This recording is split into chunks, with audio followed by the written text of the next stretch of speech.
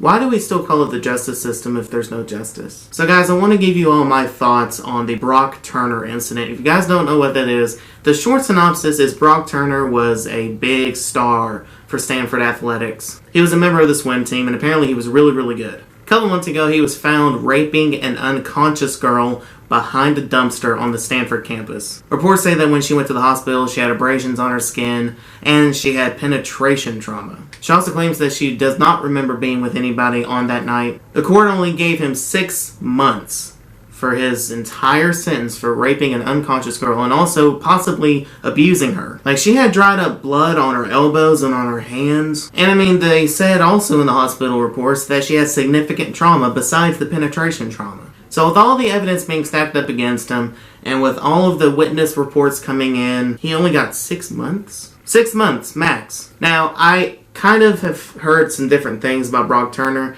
I've heard that he comes from a rich family, so it doesn't surprise me if they paid the judge off and, got him a reduced sentence for what he did. The prosecutors wanted him to get 6 years, but instead he got 6 months. So here's what I think about the Brock Turner incident. I believe that it was a very biased incident. It was a very biased court proceeding. It was a very biased everything, really. I sincerely believe that they paid somebody off to get him a reduced sentence of only 6 months. And he just got out like a day or two ago. It just astonishes me that in a system where we are supposed to get criminals behind bars, that a guy who raped an unconscious girl and quite possibly physically abused her while doing so gets only 6 months as opposed to 6 years like they wanted him to get. Like, who was screwing who for that? Seriously, who banged who? Brock Turner is the epitome of an asshole, and I hope that he got really messed up in prison. Because seriously, what drives somebody? I don't care how drunk you are. I don't care how big you think you are.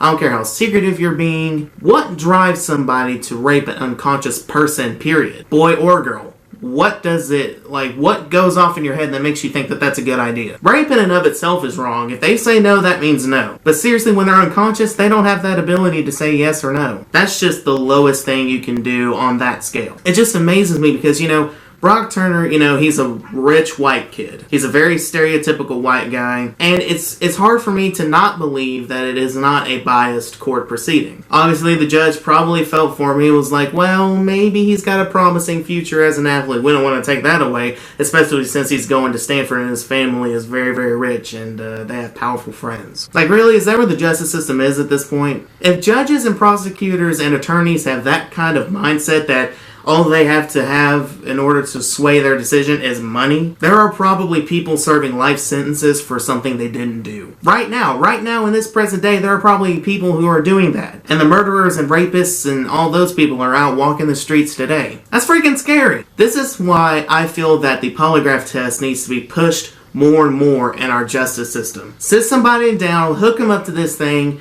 and ask them those questions, and I guarantee you, the truth will be revealed through those things. It just amazes me that that's all it takes in this justice system anymore. There's no justice. I mean, you can see all of the cases going on with the police brutality. They've let a lot of those police officers off the hook. Granted, they have actually done their job and have let some go and have fired them and, all that stuff. But seriously, there are a lot of those guys that really should have been released and are still working today. I mean, with the whole Trayvon Martin incident, it just amazes me that guy, Zimmerman, didn't get a longer sentence than what he did. To me, there was not a lot of evidence that showed that Trayvon Martin had anything going on that was even remotely wrong for him. They say he was unarmed, they say he was just minding his own business, and I happen to agree with that. All I can say, guys, is the Brock Turner case is a very, very credible case to show how screwed up this justice system actually is. He deserves a whole lot longer stay in prison, and I hope and pray